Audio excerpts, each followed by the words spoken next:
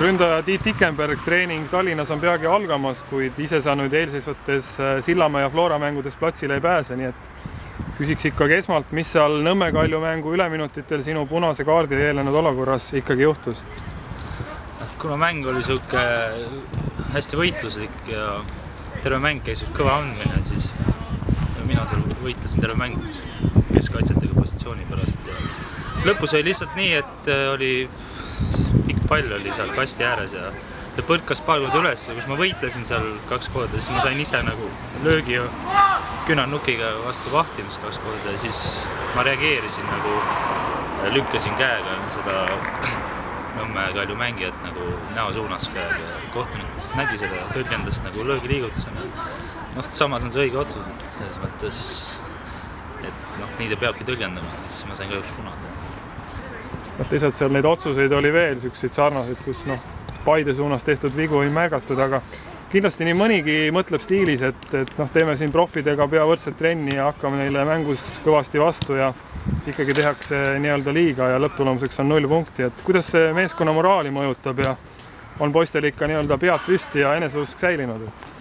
Jaa, kindlasti. Õnneks meil on nagu vanemaid mängijaid ka ja treener on ka kogenud, et ma arvan, et see rohkem tõstab meil motivatsiooni, et mängu nälg ja võidu punkti nälg on nii suur, et hea on, et hooaja alguses on need vead nagu välja tulnud, et siit on ainult edasi minna ja ma arvan, et need punktid ei jää küll kuhugi.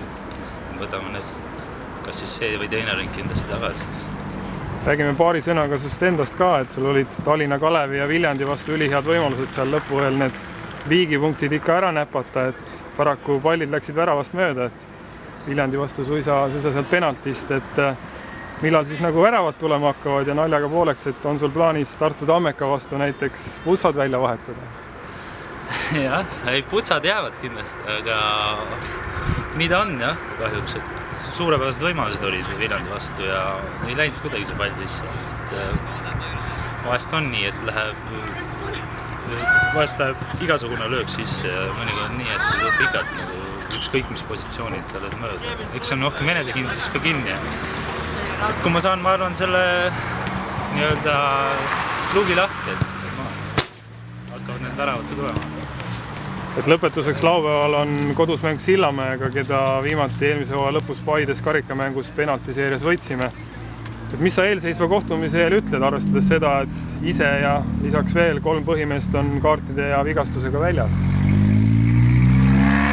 Tuleb raske mäng, aga ma arvan, kui me mängime nagu distsiplineeritud ja poisid on tahtmist täis, et ma ei usu, et see probleemiks on, sest meil on kõik nagu pingi pealt nagu võõtsed mehed tulemas ja nad tahavad veel rohkem näidata, kes ei ole nii palju mängida saanud.